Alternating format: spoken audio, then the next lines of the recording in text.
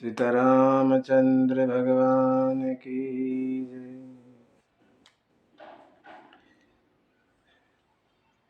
गोस्वामी तुलसीदास गुरु की वंदना करते हैं और रामचरितमानस की जो पहली पहली चौपाई वो है गुरु जी के नाम। गुरु जी गोस्वामी जी ने 10 चौपाई में गुरु जी की वंदना की है। गुरु की महिमा को गोस्वामी जी जानते हैं, क्या थे और क्या गुरु ने बना दिया। गुरु की महिमा को जानते हैं गोस्वामी साहब, इसलिए मानस की सबसे पहली चौपाई गुरु को समर्पित है। कल हमने चौपाइयों का गायन किया था, आज उनके बारे में समझते हैं। आध्यात्मिक अर्थ व सामान्य अर्थ में चौपाइयों के बारे में बात करते हैं। गोस्वामी कहते हैं कि बंदम गुरुपद पदम परागा, बंदम गुरुपद पदम परागा, सुरुचि सुबास सरस अनुराग, अमेय मोरी में चूरन चारो, समन सकल भव रुझ परिहारो, समन सकल सब रुझ परिहारो। गुरु के चरण कमलों की रज की वंदना करते हैं गोस्वामी। ठीक है, कहते हैं ये गुरु के चरण कमलों की रज संजीवनी बूटी है। ऐसी संजीवनी बूटी जो हमारे रोगों को मिटा देती है, भव रोगों को, जो संसार में रोग है उनको मिटा देती है। ऐसी संजीवनी बूटी है गुरु जी के चरणों की रज।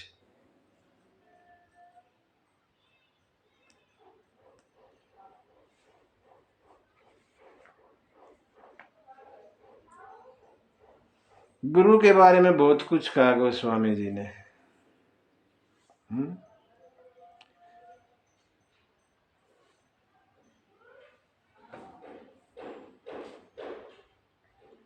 कबीर साहब लिखते हैं गुरु के बारे में कि गुरु कुम्हार, गुरु को कुम्हार कहा, शिष्य कुंभ, और शिष्य जो होता है चेला वो घड़ा। गुरु कुम्हार शिष्य कुंभ, गढ़ी गढ़ी काढ़े खोट, भीतर से सहारा दे और बाहर मारे चोट। गुरु कैसा है?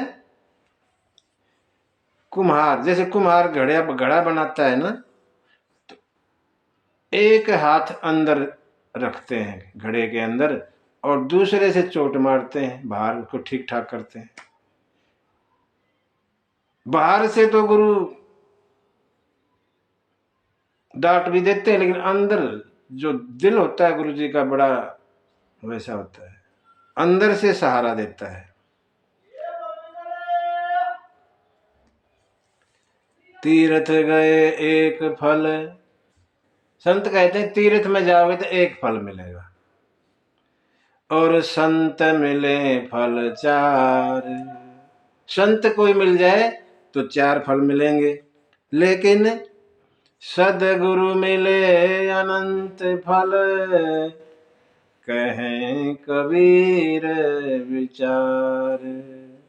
सतगुरु मिलने से तो अनंत फल मिलते हैं, कोई गिनती नहीं, इतने फल मिलते हैं गुरु से।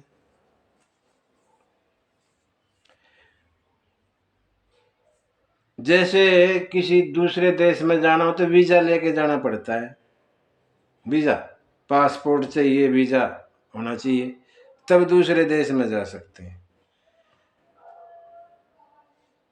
तो गुरु भी इस जीव को जगदीश से मिलाने का वीजा है।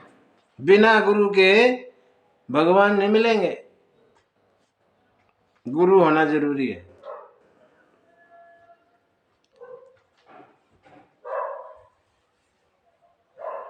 कहते हैं गुरु एक आदमी नहीं है, जीव नहीं है। गुरु को जीव मत मानो, एक तत्व है गुरु, तत्व। कोई भी किसी को भी गुरु मान लेते हैं, वो उसको आदमी होना जरूरी नहीं है कि वो आदमी हो वही गुरु बनेगा, कोई भी गुरु बन जाता है। गुरु को हमारे शास्त्रों में भगवान से भी ऊपर का दर्जा दिया है। गुरु कहते हैं गुरु गोविंद दो खड़े, गुरु और गोविंद भगवान दोनों खड़े हैं, मान लो। गुरु गोविंद दो खड़े, काके लागू पाए। भगत सोच रहा है कि पहले कौन से के पैर छूं। गुरु भी खड़े हैं और गोविंद भी खड़े हैं, कौन से के पहले पैर छूं। ध्यान थोड़ा सोचा, विचार किया, तो विचार में क्या आया? गुरु गोविंद दो खड़े, काके लागू पाए। बलिहारी गुरु आपनो, जेहि गोविंद दियो मिलाए। गुरु जी के पहले चरण पर छुएंगे। क्यों? इन्हीं की वजह से तो गोविंद मिले हैं, गुरु जी की वजह से ही भगवान मिले, इसलिए पहले गुरु को प्रणाम करते हैं। हमारे यहाँ तो ना गुरु की बड़ी महिमा गाई गई है। गुरुर ब्रह्मा, गुरु ब्रह्मा है, गुरुर विष्णु, गुरुर्देवो महेश्वरा। ब्रह्मा विष्णु शंकर सब गुरु हैं। इससे भी ऊपर कह दिया, गुरुर साक्षात परब्रह्म, तस्मै श्री गुरुवे नमः। गुरु साक्षात भगवान है।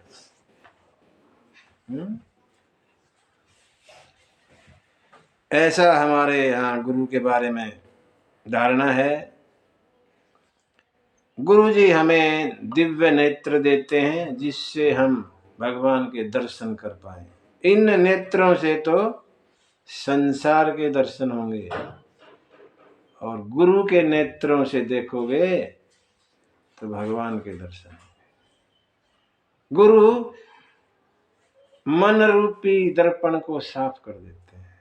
अंदर जो मन है ना, ये मैला रहता है, गुरु जी मन को साफ करते हैं। मन रूपी दर्पण, जिससे अगर मन साफ है, कहते हैं मन चंगा तो कठौती में गंगा। कठौती छोटा सा पात्र काठ का, जिस नाव में से पानी निकालने के लिए काम आता है। अगर मन चंगा तो कठौती में गंगा। अगर मन साफ है तो फिर इतने से में ही गंगा है, वहां वो हरिद्वार वाली गंगा की जरूरत ही नहीं। मन साफ, गुरु करते हैं मन को साफ। ऐसे मन साफ नहीं होता, गुरु के बिना नहीं होता साफ।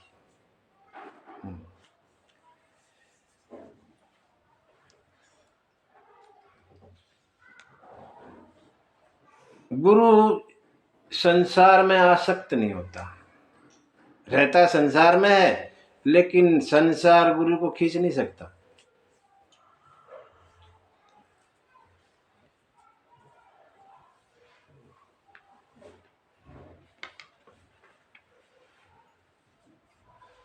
गोस्वामी जी गुरु चरणों के नख की भी वंदना करते, नाखून, नख। श्री गुरु पद नख मणिगण ज्योति, नख को मणि कहा गया, मणि जो स्वयं प्रकाशित है, अपने आप ही प्रकाश देती है। दीपक, तेल, दिया कुछ जरूरत नहीं पड़ती मणि को। हमने पीछे सुना था भक्ति मणि, मणि भक्ति है। सुमिरत दिव्य दृष्टि ही होती, अंदर दिव्य दृष्टि हो जाती है। ठीक है, और मोह को दूर करके अंदर प्रकाश कर देती है। जिसको भी ये भक्ति मणि मिल जाती है उसके बड़े भाग हैं, गोस्वामी कहते हैं। बड़े भाग क्या होगा? सूझहि उगरहि बिमल बिलोचन ही के। जिसको भी भक्ति मणि मिल जाती है उसके अंदर के नेत्र खुल जाते हैं। अंदर के नेत्र कौन से? ज्ञान और वैराग्य। अंदर के दो नेत्र हैं,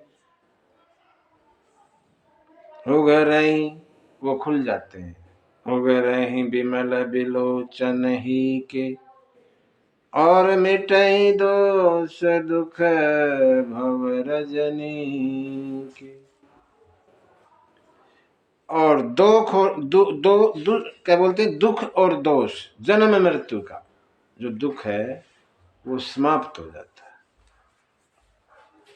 सूझहि रामचरित मणि मानिक।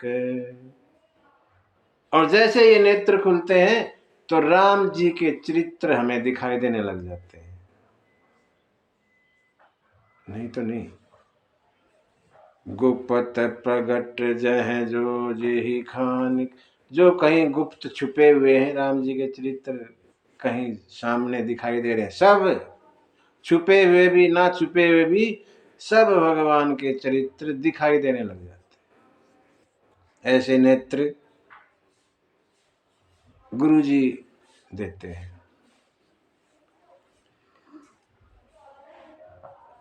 गोस्वामी कहते हैं आखिर में, गुरुपद रज मृदु मंजुल अंजन। जो गुरु चरणों की रज है उसकी अंजन बनाऊंगा, काजल, और अपने आंखों में डालूंगा, साफ करूंगा आंखों को। क्योंकि ये ऐसी अंजन है, ऐसा काजल है, आंखों के जो दोष हैं उनको मिटा देती है। आंखों में दोष कौन से होते हैं? दो दोष होते हैं आंखों में, राग और द्वेष। राग और द्वेष आंखों में होते हैं, इनको मिटा देती है। गुरु जी की चरणों की रज की जो अंजन बनेगी, काजल बनेगा, उससे मैं अपनी आंखों को साफ करता हूं और फिर जो है भगवान के चरित्रों को सुनाता हूं। जब हमारी दृष्टि ठीक हो जाती है ना, दृष्टि, तो ये सारी सृष्टि ठीक नजर आती है, नहीं तो नहीं। नहीं तो फिर दोष, राग और द्वेष के बारे में कहा था कि जो नेत्रों के दोष हैं ये राग और द्वेष। राग का अर्थ है, राग में होता क्या है, अपने के दोष भी दिखते नहीं। अपना कोई खास है उसके दोष भी गुण लगते हैं, बोला ना ठीक है। दूसरे के द्वेष का होता है, दूसरे की कोई अच्छी बात वो भी खराब लगती है, उसको कहते हैं द्वेष। अपनी तो बुरी भी अच्छी लगेगी, उसको राग कहते हैं, और दूसरे की अच्छी भी होगी उसमें भी कमी निकाल देंगे, वो भी बुरी लगेगी। ये होता है द्वेष। राग और द्वेष ये दोनों खत्म हो जाते हैं। इस तरह जो है गोस्वामी जी ने गुरु की वंदना की और कहते हैं कि मैं जो है अपने नेत्रों को साफ करके, और अब जो है रामचरित्रों का वर्णन करता हूं।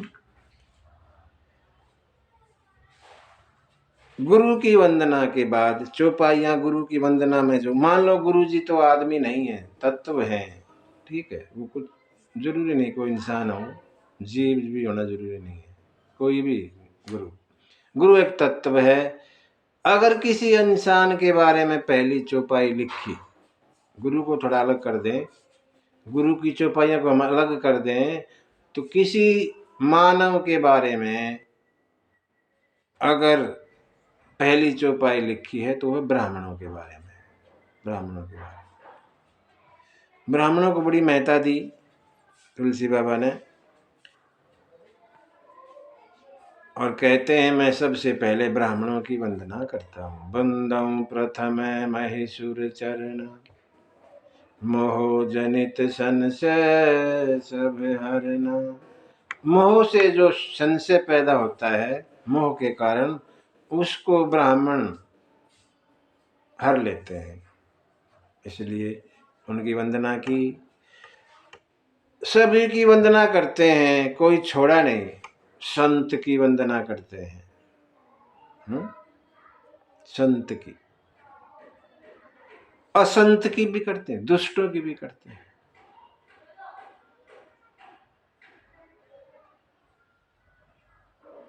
बिनु सत्संग विवेक न होई, राम कृपा बिनु मिलहि न सोई। कहते सत्संग, संतों के संग के बिना विवेक नहीं होता। विवेक, विवेक माने अच्छे बुरे का ज्ञान, अच्छा क्या है और बुरा क्या है, इसके ज्ञान की जो ज्ञान होता है उसी को विवेक कहते हैं। वो सत्संग के बिना नहीं होता। बिनु सत्संग न विवेक न होई, ऐसा गोस्वामी जी लिखते हैं। संत के बारे में आगे कहते हैं कि सठ सुधरई सत्संगति पाई। सत्संग की महत्ता के बारे में कहते हैं गोस्वामी कि जो सठ है ना, सठ मूर्ख लोग, वो भी सुधर जाते हैं। सठ सुधरई सत्संगति पाई, सत्संगति पाकर सुधर जाते हैं। कैसे? जैसे पारस परस कुधात सुहाई, जैसे पारस के छूने से, कुधात लोहे को अच्छी धातु नहीं मानते, लेकिन वो लोहा अगर पारस को छू जाए तो सोना बन जाता है। अच्छा, संत तो ये कहते हैं ये तो पारस से भी अच्छे होते हैं, संत तो पारस से भी ज्यादा होते हैं। कैसे? पारस तो जो लोहा छुएगा वही सोना बनेगा, ठीक।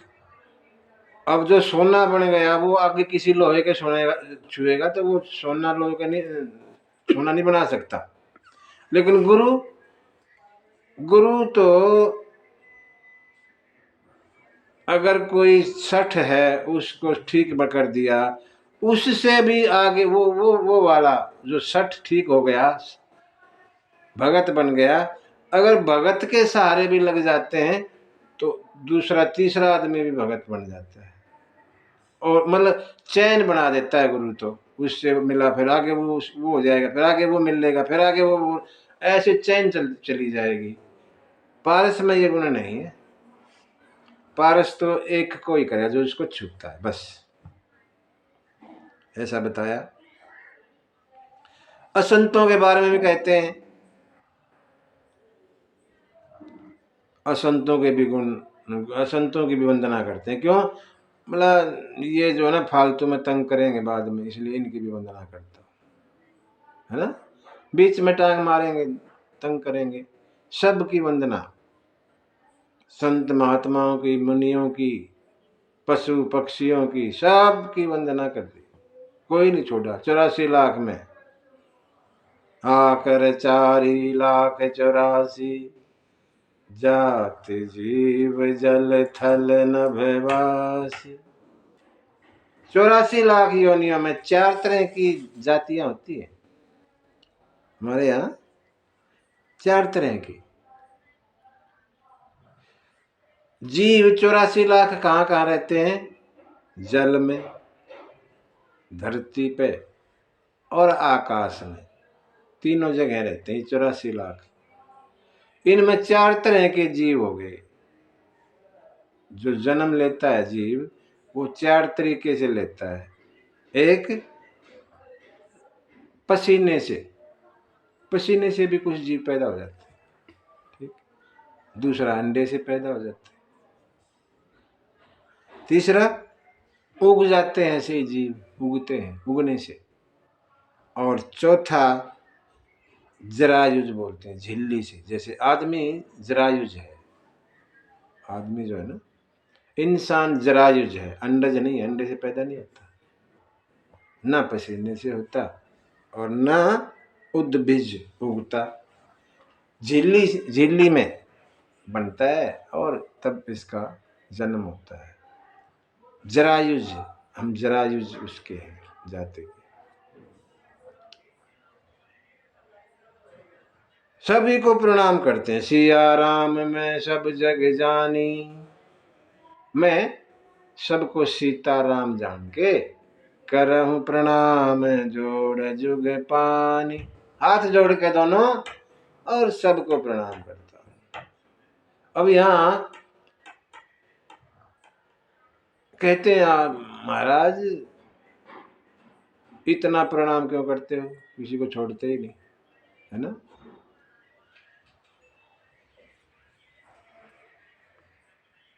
बोला निज बुद्धि बल भरोसे मोहि नाहि। मुझे अपनी बुद्धि पर भरोसा नहीं। ताते विनय करऊं सब पाहि, इसलिए सबसे वंदना करता। मुझे अपनी बुद्धि पर भरोसा नहीं है।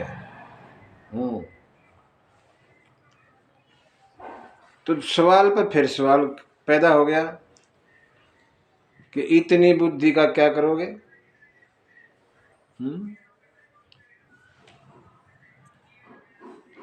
तो गोस्वामी कहते हैं, करन चहूं रघुपति गुण गाह। मैं भगवान के गुणों का वर्णन करना चाहता हूं। लघुमति मोरी चरित अवगाह। मेरी बुद्धि छोटी है और भगवान के चरित्र तो विशाल हैं, इसलिए ज्यादा बुद्धि चाहिए। सबकी बुद्धि ले लूंगा, ज्यादा हो जाएगी और फिर कर पाऊंगा।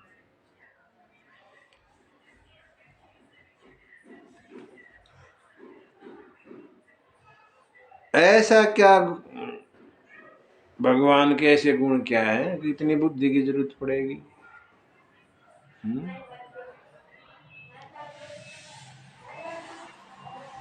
ऐसा क्या है भगवान के गुणों में, भगवान के चरित्रों में, इतनी बुद्धि की जरूरत पड़ेगी? गोस्वामी कहते हैं इसमें कुछ नहीं है, वैसे तो एक ही चीज है। क्या है? ही मैं रघुपति नाम उदार, अति पावन प्राण श्रुति सार। इसमें तो भगवान का नाम और कुछ नहीं है, बस बड़ा पवित्र है, वेद शास्त्रों का निचोड़ है, सार है। मंगल भवन अमंगल हारी, मंगलों का घर, मंगल ही मंगल करते हैं। अमंगल हारी, अमंगलों का नाश कर देते हैं। उमा सहित जेहि जपत पुरारी, जिसको भगवान शंकर पार्वती के साथ जप करते रहते हैं, जपते रहते हैं। मेरी कविता में बस यही है और कुछ नहीं है। ठीक है जी।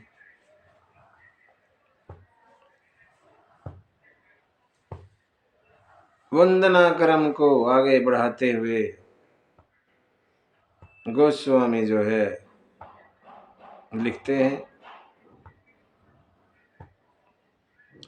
बंदऊ अवधपुरी अति पावनी, अयोध्या की वंदना करते हैं। सरजू सरी कलि कलुष निशावनी, मैं अयोध्यापुरी की और सरयू नदी की माता की वंदना करता हूँ, जो कलयुग के कलुषों को नशामनी माने नष्ट कर देती है।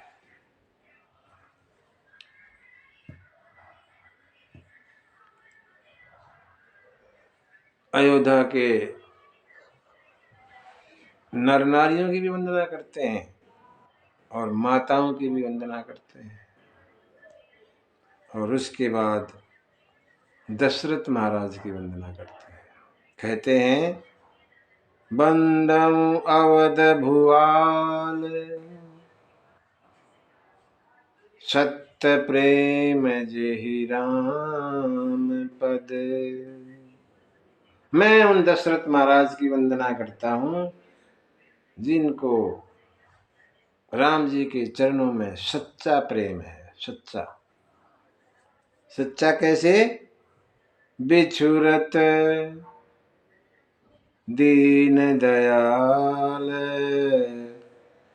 प्रियतन तृणैव परिहरे। ऐसा सत्य प्रेम है कि जैसे ही राम जी अलग हुए, अपने शरीर को तिनके की तरह त्याग दिया। ऐसा प्रेम है दशरथ का। राम जैसे गए, शरीर को छोड़ दिया। ऐसा सच्चा प्रेम, उनकी मैं वंदना करता हूं। और फिर दशरथ के साथ ही जनक जी की भी वंदना कर दी, दोनों समधि साथ साथ।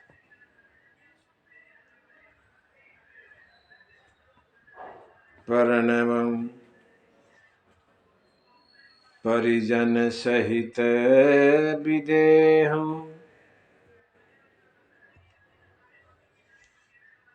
जाहि राम पद गूढ़ स्नेह।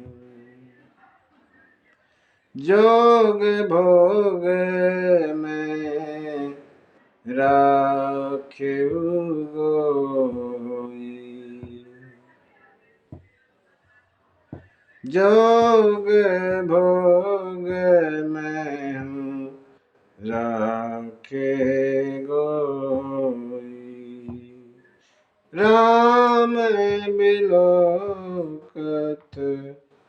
प्रगटे हूँ सोई। उन जनक महाराज की परिवार सहित वंदना करता हूँ जिनको भगवान से गूढ़ प्रेम है। दशरथ का प्रेम सत्य प्रेम और जनक का गूढ़ प्रेम। गूढ़ माने गहरा, गूढ़ प्रेम है दशरथ को। दशरथ को तो सत्य प्रेम है, लेकिन जनक महाराज का प्रेम गूढ़ है राम के प्रति। छुपा के रखते हैं। गूढ़ माने गहरा, अंदर छुपा हुआ प्रेम है जनक महाराज का। और जब देखते हैं, जोग में और भोग में मिला के छुपाए रखते हैं। और जैसे ही भगवान को देखते हैं, सामने प्रकट कर देते हैं। राम बिलोकत प्रगटे सोई। जैसे ही भगवान को देखा जनकपुर में, और सामने आ गया प्रेम, प्रकट हो गया। पूछा मुनि से, मुनि जी ये कौन है ना? पूछते हैं उस समय जब राम जी, लखन जी, गुरु जी विश्वामित्र के साथ जनकपुर जाते हैं, तब पूछते हैं। गूढ़ प्रेम राम के देखते ही प्रकट हो गया। छुपा हुआ जो प्रेम था वो सामने आ गया निकल के। ऐसे जनक महाराज की वंदना की और फिर भाइयों की वंदना करते हैं। सब भाइयों में सबसे पहले भरत की वंदना करते हैं। प्रणवं प्रथम भरत के चरण, जा सुने मैं व्रत, जाई न बरन। जिनका नियम और व्रत कहा नहीं जा सकता, ऐसे भरत की को प्रणाम करते हैं। और फिर लक्ष्मण महाराज की, लक्ष्मण बंदऊ लक्ष्मण पद जल जाता, शीतल सुभग भगत सुखदाता। रघुपति कीरति विमल पताका, दंड समान भयउ जस जाका। लक्ष्मण की वंदना करते हैं। लक्ष्मण डंडा है, डंडा, और राम जी झंडा है। झंडा फहराया नहीं जा सकता जब तक डंडा ना हो, इसलिए लखन जी राम जी के साथ रहते हैं हमेशा। जैसे झंडे के साथ में डंडा, ऐसे लखन कभी राम से अलग नहीं होते।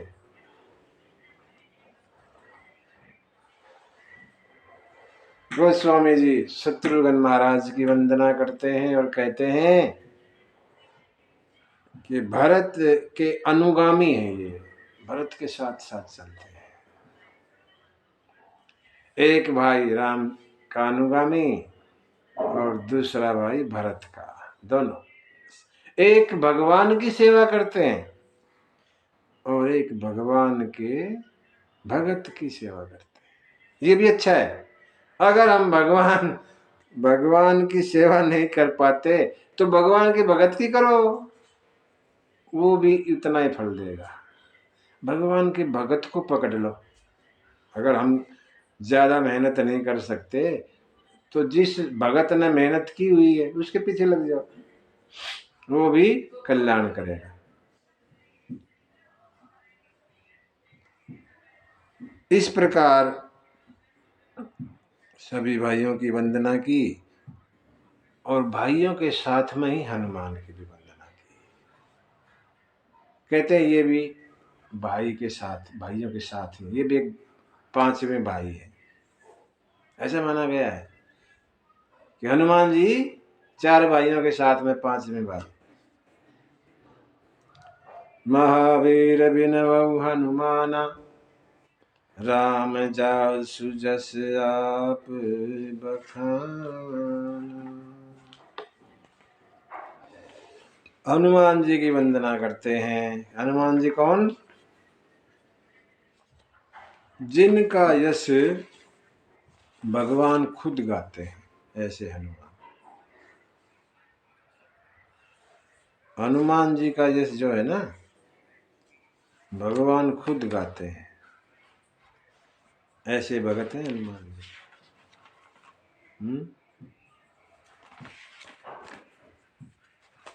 हनुमान की वंदना करते हैं। दुनिया में देव हजारों हैं, बजरंग बली का क्या कहना।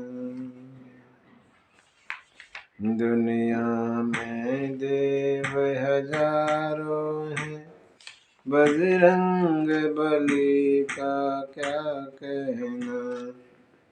उनकी शक्ति का क्या कहना, उनकी भक्ति का क्या कहना। दुनिया में देव हजारों हैं, बजरंग बली का क्या कहना। भगवान खुद उनको सराहना करते हैं। ऐसे हनुमान जी की वंदना की। प्रणवं पवन कुमार, खल बन पावक ज्ञान घन। जासु हृदय आगार, बसहि राम सर चापु धर। उन पवन कुमार की वंदना की, खल बन पावक ज्ञान घन। जो दुष्ट रूपी बन को जला देते हैं और ज्ञान के खजाने हैं, और जिनके हृदय में भगवान रहते हैं, बसते हैं, ऐसे हनुमान की वंदना के बाद गोस्वामी जी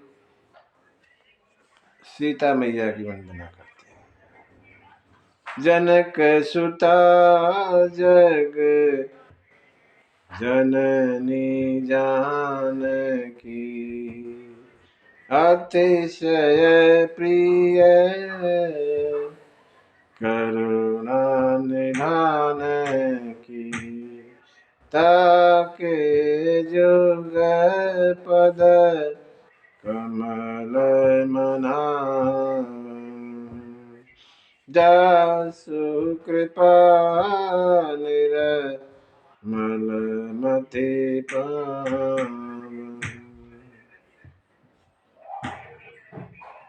सीता माता की वंदना करते हैं, कहते हैं उनके चरण कमलों को की वंदना करता हूं मैं, जिनकी कृपा से जीव निर्मल बुद्धि पाता है। इसको सीता की वंदना को हम मानस की गायत्री कहते हैं। रामचरित मानस की गायत्री है ये। जैसे गायत्री मंत्र होता है, ओम भूर्भुवः स्वः तत्सवितुर्वरेण्यं भर्गो देवस्य धीमहि धियो यो न प्रचोदयात्। ये गायत्री मंत्र हर कोई जप नहीं कर सकता, ठीक है। इसके लिए यज्ञोपवीत धारण करना पड़ता है। जिसका यज्ञोपवीत हो चुका है वही गायत्री मंत्र का उच्चारण करे, ऐसा कहते हैं। और कहते हैं नारी औरतें इसका जाप नहीं कर सकती गायत्री मंत्र का।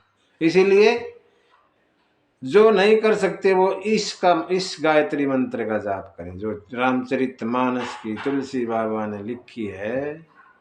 इस गायत्री मंत्र का जाप करो, वैसा ही फल मिलेगा। वो गाओगे तब भी और इसको गाओगे तब भी। उसके बाद राम जी की वंदना करते हैं। पुनि मन बचन करम रघुनायक,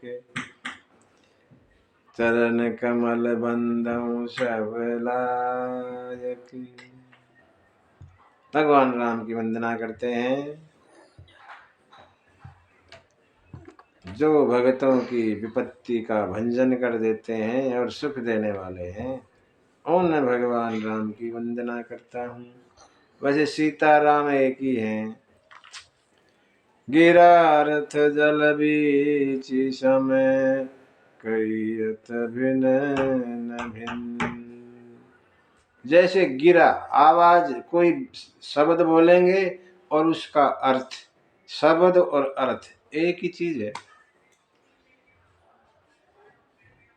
जल और लहर, जल की लहर, नाम अलग अलग हैं, चीज तो एक ही है, वो भी जल ही है। ऐसे ही भगवान और सीताराम कहने में अलग अलग हैं तो एक ही है। इसलिए दोनों की वंदना करता एक ही साथ। बंदौ सीताराम पद, जिनहि परम प्रिय खिन। वंदना क्रम के बाद में तुलसी बाबा नाम की महिमा गाते हैं। नाम, भगवान के नाम की महिमा। 9 हमें गाई है, 90 से ज्यादा चौपाई है।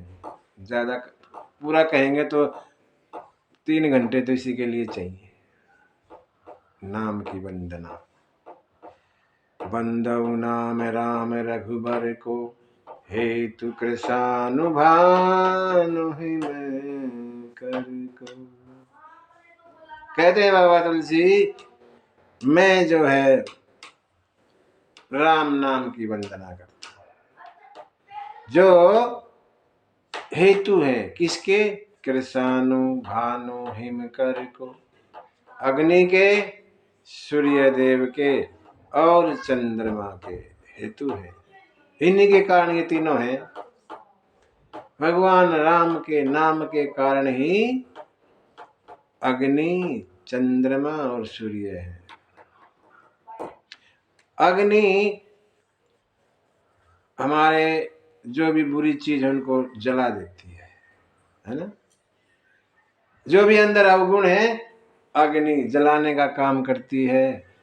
और जैसे अवगुण हमारे नष्ट हो गए तो प्रकाश, सूर्य प्रकाश कर देता है, प्रकाश हो जाएगा।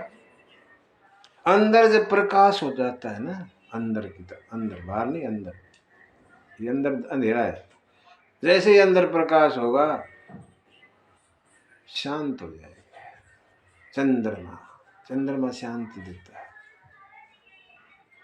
शीतलता, ठंडक देता है। हमारा अंतरंग शांत हो जाएगा, ठंडा हो जाएगा, शीतल हो जाएगा। ऐसा राम का नाम। कुछ चौपाई गाते हैं राम के नाम की, महामंत्र जो ही जपत महेशु, काशी मुक्ति हेतु उपदेश। ये महामंत्र है, राम का नाम महामंत्र, खाली मंत्र नहीं, महामंत्र।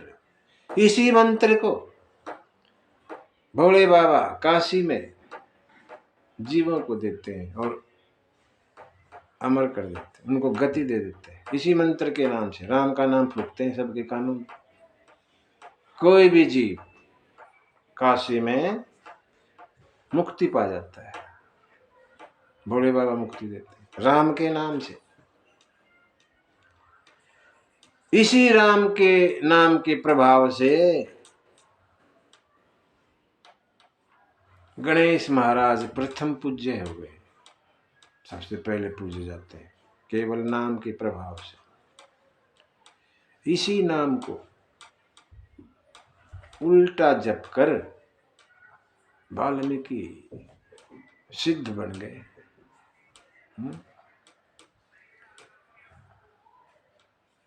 नाम प्रभाव जान शिवनी को, कालकूट फल दीन अमीन। शंकर भगवान राम के नाम की महिमा को अच्छी तरह जानते हैं। कैसे जानते हैं? शंकर जी विष पी गए राम का नाम लेते लेते, विष और राम दोनों को मिला दिया, विश्राम हो गया। जहर ने भी विश्राम दिया भोले बाबा को। क्यों? राम कहते कहते पी गए। राम के नाम ने विष का प्रभाव भी अमृतमय बना दिया। विश्राम, विश्राम मिला। और इसी नाम को पार्वती पहले विष्णु नाम का जप किया करती। विष्णु सहस्रनामा मतलब 1000 नाम जपने पड़ते थे विष्णु के। अगर विष्णु का नाम का जप करें ना तो विष्णु सहस्रनामा है, सहस्र माने 1000, तो 1000 नाम जपने पड़ेंगे जब पूरी होती है विष्णु की नाम जप की वंदना। हुआ क्या, भोले बाबा को कहीं जाना होगा जरूरी जल्दी, और पार्वती मैया अपने जप में बैठी विष्णु सहस्रनामे के में।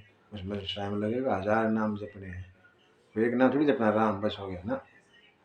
विष्णु सहस्रनामा, उसमें समय लगता है। भोले बाबा बोले क्या कर रही है, जल्दी करो, भोजन के लिए मुझे जाना है। बोले मैं ये विष्णु सहस्रनामे का पाठ कर लेती हूँ फिर बनाऊंगी। बहुत समय लग गया उसमें। बोले बाबा कहने लगे तू ये क्यों जपती है? तो राम, एक राम बोलो 1000 विष्णु के बराबर। एक नाम है राम जी का विष्णु सहस्त्र नाम के बराबर होगा। तू इतना टाइम लगा रही। उसके बाद से पार्वती मैया हमेशा राम का नाम जप करने लगी। एक राम बोला 1000 विष्णु के बराबर हो गए। ऐसा राम जी का नाम है। नारद इस राम के नाम की महिमा जानते हैं। ये संसार तो हरि और हर को जपता है। जग प्रिय हरि, ये संसार तो प्रेम करता है हरि से, है ना। जग प्रिय हरि, पूरे संसार को हरि प्रिय है। लेकिन हरि हर, दोनों ही, हरि भी और हर भी आपको प्रेम करते हैं। ऐसा राम का नाम। कहते हैं राम का नाम जपते जपते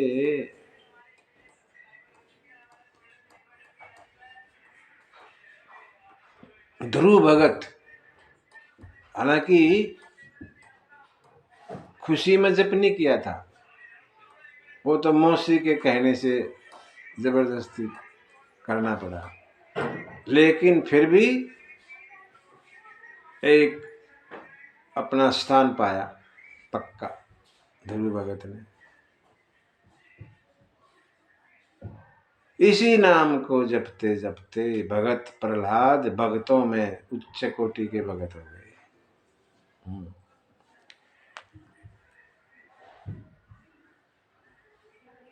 और हनुमान की तो बात ही क्या है।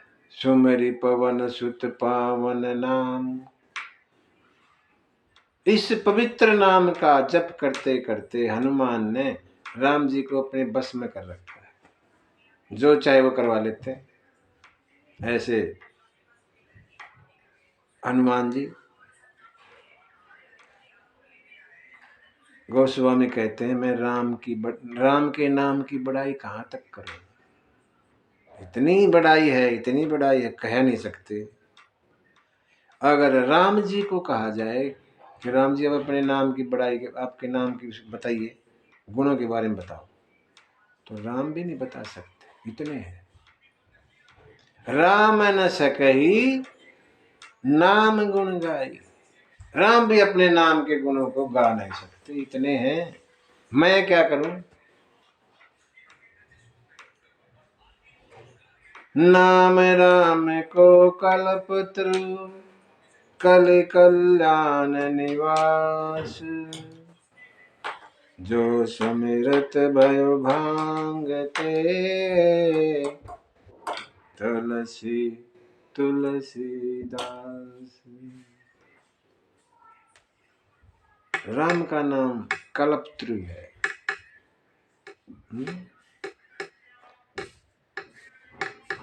जिसको जपते जपते